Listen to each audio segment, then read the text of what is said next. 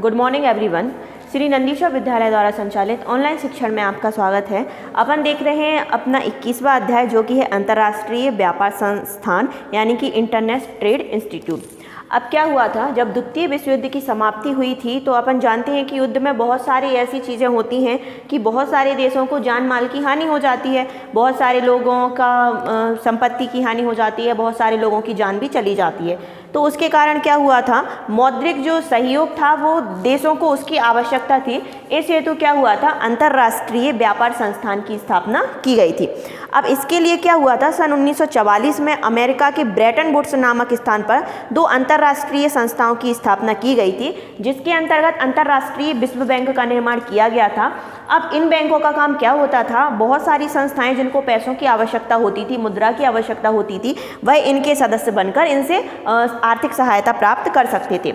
इस हेतु क्या हुआ था, सन 1944 में गेट समझौता हुआ था, जिसको अपन बोलते हैं journal agreement on tariff and trade, यानी कि व्यापार को संचालित करने से संबंधित जो नियम कानून प्रशुल्क ये सारी चीज़ें जो दी जाती हैं उनमें छूट प्रदान की गई थी। तो इस अध्याय में अपन को पढ़ना है अंतर्राष्ट्रीय व्यापार संस्थान के अंतर्गत विश्व व्यापार संगठन, विश्व बैंक और अंतर्राष्ट्रीय मुद्रा कोष। सो अपन अभी जानते हैं विश्व व्यापार संगठन के बारे में। अब क्या हुआ था, तीसा की जो महान मंदी थी उसके कारण जो बहुत सारे व्यापार जो थे ना, उनके कारण जो व्यापार का संचालन था वो बहुत मंदा हो गया था और धीमा हो गया था। इसके लिए क्या हुआ था, विश्व व्यापार संगठन की स्थापना हुई थी 30 अक्टूबर 1947 को जेनेवा में, मतलब कि 23 देशों की सीमा शुल्कों के अंतर्गत इसका निर्माण हुआ था।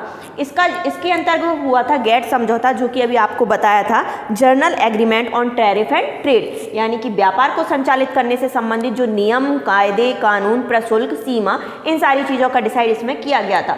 अब जो विश्व व्यापार संगठन है उसका मुख्यालय जेनेवा में है और विश्व व्यापार संगठन के अंतर्गत देश के जो 164 देश हैं वह इसके सदस्य के अंतर्गत आते हैं। सो अब अपन जानते हैं कि इसके उद्देश्य क्या हैं, इसके कार्य क्या हैं और इसके लाभ कौन कौन से होते हैं। सबसे पहले अपन जानेंगे कि इसके उद्देश्य क्या हैं। तो सबसे पहला होता है जीवन स्तर में वृद्धि करना। अब क्या हुआ था, जब महान मंदी का दौर आया था, लोग बागों के व्यापारों का संचालन ठीक तरीके से नहीं हो रहा था, उस हेतु अपन ने विश्व व्यापार संगठन की स्थापना की थी, जिसका मुख्यालय था हमारा जेनेवा में। अब इसका प्रमुख उद्देश्य था कि हम लोगों की जीवन स्तर में वृद्धि करें, व्यापार को धीरे धीरे बढ़ाएं, जिनके व्यापार पूर्ण रूप से बंद हो गए हैं या सही तरीके से संचालित नहीं किए जा रहे हैं। इसके लिए व्यक्तियों के जीवन स्तर में वृद्धि हेतु हमने विश्व व्यापार संगठन की स्थापना की थी। दूसरा होता है पूर्ण रोजगार व समग्र मांग में वृद्धि करना। अब विश्व व्यापार संगठन की स्थापना इसीलिए की गई थी कि जो व्यापार मंदी के दौर में सुचारू रूप से संचालित नहीं किए जा रहे थे, तो बहुत सारे लोगों का रोजगार क्या था, धीरे धीरे छिन गया था उनसे। अब देश में जब बेरोजगार की स्थिति आती है तो बहुत सारी समस्याएं हैं जो व्यक्तियों के सामने आती हैं, जैसा कि अपन इन सारी चीज़ों से रूबरू हो चुके हैं। तो पूर्ण रोजगार स्थापित करना यानी कि लोगों को रोजगार देना, साथ ही साथ प्रभावपूर्ण मांग में वृद्धि करना, यानी कि लोगों की जो मांग डेवलप नहीं हो रही थी उनकी मांग में वृद्धि करना इसके अंतर्गत आता है। तीसरी चीज़ होती है संसाधनों का सही तरीके से उपयोग करना। तो संसाधन क्या होते हैं, जो मानव के लिए उपयोगी होते हैं। अब हमारे देश में प्राकृतिक संसाधन है और मानवीय संसाधन है। अब रोजगार की स्थिति में जब वो चीज़ें नहीं हो पा रही थी, बेरोजगारी की स्थिति में जब वो चीज़ें नहीं हो पा रही थी, तो विश्व व्यापार संगठन की स्थापना की गई थी कि हम संसाधनों का सही तरीके से उपयोग करा सकें। चौथा होता है पर्यावरण का संरक्षण करना। अब किसी भी प्रकार का कोई भी व्यापार जब संचालित किया जाता है तो किसी न किसी रूप से, यानी कि डायरेक्ट और इनडायरेक्टली क्या होता है, उससे हमारे पर्यावरण को प्रदूषण मिलता है। अब लेकिन विश्व व्यापार संगठन की स्थापना इसीलिए की गई थी ताकि हमारी जो हम व्यापार तो संचालित ठीक तरीके से करें, साथ ही साथ हमारे पर्यावरण को किसी भी प्रकार का नुकसान ना हो और उसका हम संरक्षण करें। तो इस प्रकार ये हुए हमारे विश्व व्यापार संगठन के उद्देश्य। अब अपन जानते हैं कि हमारे विश्व व्यापार संगठन के कार्य कौन कौन से हैं। सबसे पहला होता है कार्यान्वयन एवं संचालन सुविधाएं। अब क्या है, विश्व व्यापार संगठन की स्थापना की गई है, उसके अंतर्गत देश 164 देश हैं जो उसके सदस्य हैं।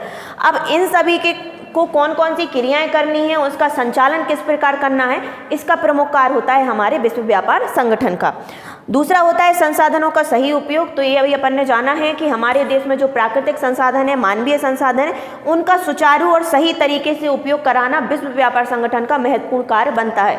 क्योंकि मान लीजिए अगर संसाधनों का ही सही तरीके से उपयोग नहीं करेंगे तो विश्व व्यापार संगठन की जो अपन ने स्थापना की गई है उसकी स्थापना करना हमारा वेस्ट हो जाएगा। इसीलिए संसाधनों का सही उपयोग करना ही विश्व व्यापार संगठन का कार्य माना जाता है। तीसरा होता है नियम एवं प्रावधान।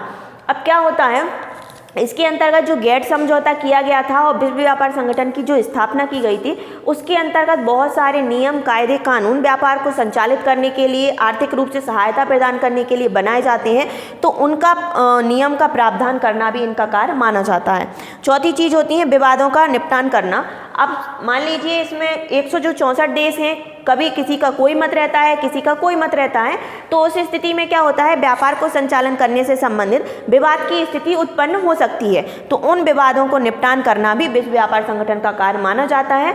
तो अभी अपन ने जाना विश्व व्यापार संगठन, उसके उद्देश्य और उसके कार्य। अब अपन जानते हैं कि जो हमारा विश्व व्यापार संगठन है उसके कौन कौन से लाभ होते हैं। अभी अपन ने जाना था कि जो तीसा की महान मंदी हुई थी जिसके कारण जो व्यापार था वो पूरी तरीके से मतलब ध्वस्त हो गया था। हमारा व्यापार अच्छे तरीके से संचालित नहीं हो रहा था, वस्तुओं का उत्पादन नहीं हुआ, क्रय विक्रय नहीं हुआ, यानी कि मंदी थी क्योंकि हमारे पास क्या नहीं था, हमारे पास पैसा नहीं था, जिसके कारण से हम क्या कर रहे थे, व्यापार का संचालन सुचारू रूप से नहीं कर पा रहे थे।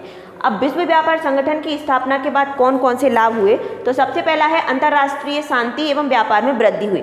अब जो विश्व व्यापार संगठन की स्थापना ही इसलिए की गई थी कि जो संबंधित देश इसके सदस्य हैं उनको हम आर्थिक रूप से सहायता प्रदान कर सकें, जिसके कारण जो युद्ध के कारण, द्वितीय विश्व युद्ध के बाद ही ये सारी समस्याएं उत्पन्न हुई थी।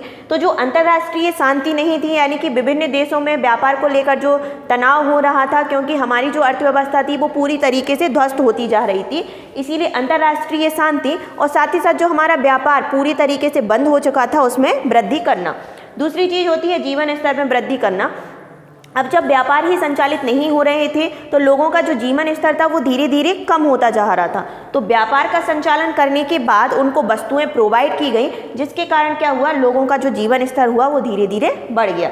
तीसरी चीज़ होती है अच्छी किस्म की वस्तुएं उपलब्ध कराना। अब क्या था, जब व्यापार नहीं था तो लोग बाग क्या करते थे, अपने हिसाब से ही वस्तुओं को एडजस्ट कर लेते थे, यानी कि जैसी वस्तुएं उनको उपलब्ध हुई वैसी वो उन्होंने यूज कर ली। अब लेकिन जब विश्व व्यापार संगठन की स्थापना हुई, संबंधित सभी देशों को आर्थिक रूप से सहायता प्रदान की गई, तो सभी ने अपना उत्पादन बढ़ाया और अच्छी किस्म की वस्तुओं का उत्पादन करना चालू किया और साथ ही साथ में उनका उपभोग करना भी चालू कर दिया। चौथा होता है आर्थिक विकास में तेजी। अब जब व्यापार ही संचालित नहीं किए जाते हैं तो जो देश की अर्थव्यवस्था है, अर्थात आय व्यय का जो पूरा कॉम्बिनेशन होता है वो खराब हो जाता है, यानी कि हमारी अर्थव्यवस्था धीरे धीरे क्या हो जाती है, कम होती जाती है। लेकिन विश्व व्यापार संगठन के कारण जब देश में व्यापार का सुचारू रूप से संचालन किया गया तो देश की अर्थव्यवस्था भी ट्रैक पर आई, यानी कि अर्थव्यवस्था भी धीरे धीरे बढ़ती गई, व्यापार का संचालन हुआ, क्रय विक्रय हुआ, जिसके कारण देश का आर्थिक विकास सुचारू रूप से संचालित किया जाने लगा। अब अपन जानते हैं विश्व बैंक, जो इसका दूसरा मेन पॉइंट है। सबसे पहले अपन ने जाना विश्व व्यापार संगठन, इसके बाद विश्व बैंक और फिर जानते हैं अपन अपने अंतर्राष्ट्रीय मुद्रा कोष के बारे में। तो विश्व बैंक, जिसको अपन वर्ल्ड बैंक कहते हैं, इसकी स्थापना हुई थी सन 1945 में ब्रेटन वुड्स सम्मेलन के परिणाम स्वरूप हुई थी दिसंबर में। अब इसका जो मुख्यालय है वो है वॉशिंगटन डीसी में और इसके जो सदस्य हैं वो हैं 189 देश जो हैं वो इसके सदस्य माने जाते हैं। द्वितीय विश्व युद्ध हुआ था तो फ्रांस, रूस और भी कई ऐसे देश हैं जहां पर बहुत अधिक मात्रा में जान माल की हानि हुई थी, इसीलिए विश्व बैंक की स्थापना की गई थी। जो संबंधित सदस्य देश हैं वह अपना जो पैसा है वो विश्व बैंक में जमा करके रखते हैं और जब संबंधित किसी भी देश को आवश्यकता होती है तो वो कुछ शर्तों के साथ में विश्व बैंक से क्या कर सकते हैं, ऋण उधार ले सकते हैं। अब अपन जानते हैं कि विश्व बैंक के उद्देश्य कौन कौन से होते हैं। सबसे पहला होता है पुनर्निर्माण व आर्थिक सहायता प्रदान करना। अब क्या हुआ, द्वितीय विश्व युद्ध हुआ, बहुत सारे देशों का पुनर्निर्माण इसीलिए कहेंगे क्योंकि बहुत सारे देशों में संपत्ति की हानि हुई, बहुत सारे लोगों की जान भी चली गई।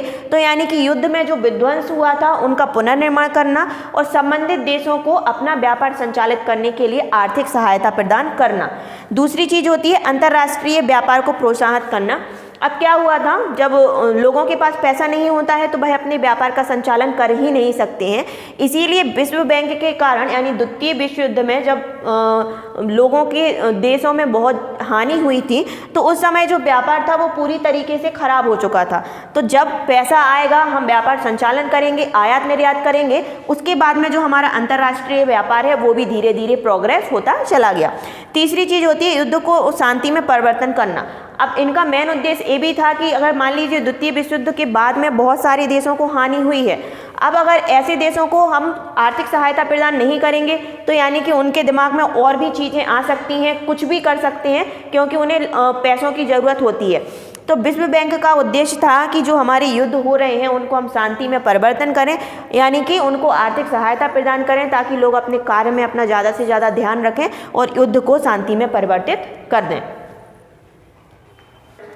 अब अपन देखते हैं कि हमारा जो विश्व बैंक है जिसका मुख्यालय अपन ने देखा था वॉशिंगटन डीसी में है और 189 देश जिसके सदस्य हैं उसके कौन कौन से कार्य होते हैं।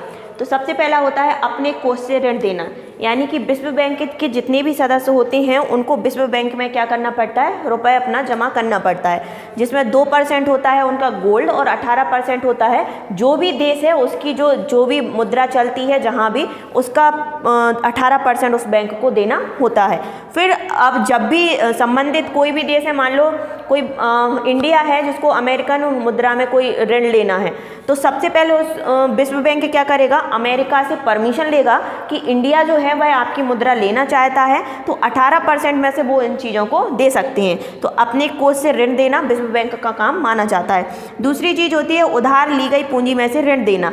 अब विश्व बैंक के पास तो क्या होता है, संबंधित सभी देश अपना अपना जो कॉन्ट्रीब्यूशन है वो इसमें देते हैं। अब अगर मान लीजिए कोई भी संबंधित देश है जिसको पैसों की आवश्यकता होती है तो विश्व बैंक का कार्य रहता है उस संबंधित देश को पूंजी प्रदान करना। अब जो भी टर्म और कंडीशन होती हैं उनके बिहाफ पर क्या करते हैं, संबंधित देश को ऋण प्रदान कर दिया जाता है। तीसरी चीज़ होती है ऋण की गारंटी देना। अब मान लीजिए विश्व बैंक के 189 देश हैं जो विश्व बैंक से लेन देन कर सकते हैं, लेकिन अन्य किसी भी व्यक्ति को विश्व बैंक के द्वारा कोई भी ऋण उधार लेना है तो विश्व बैंक उनको ऋण उधार दे देता है और अपनी गारंटी पर देता है। लेकिन मान लीजिए जिस देश की मुद्रा में ऋण दिया जा रहा है उसको उस देश से हमें पहले एक बार पूछ लेना पड़ता है। जैसे कि मान लीजिए आप विश्व बैंक से ऋण लेना चाहते हैं इंडिया की कोई करेंसी में, तो पहले विश्व बैंक क्या करेगा, इंडिया से जो भी सदस्य हैं उनसे परमिशन लेगा और उसके बाद में वो आपको ऋण देगा। तो इस प्रकार ये होती है, सिक्योरिटी होती है एक विश्व बैंक में और ये हम लेन देन अपन आसानी से इसमें कर सकते हैं। तो ये हुए हमारे विश्व बैंक के कार्य। तो आज के चैप्टर में अपन ने जाना है विश्व व्यापार संगठन और विश्व बैंक के बारे में। अब अपन कल जानेंगे अंतर्राष्ट्रीय मुद्रा कोष के बारे में। जब तक आप इतना रीड करिए, कल मिलते हैं अपन अपने नेक्स्ट टॉपिक के साथ।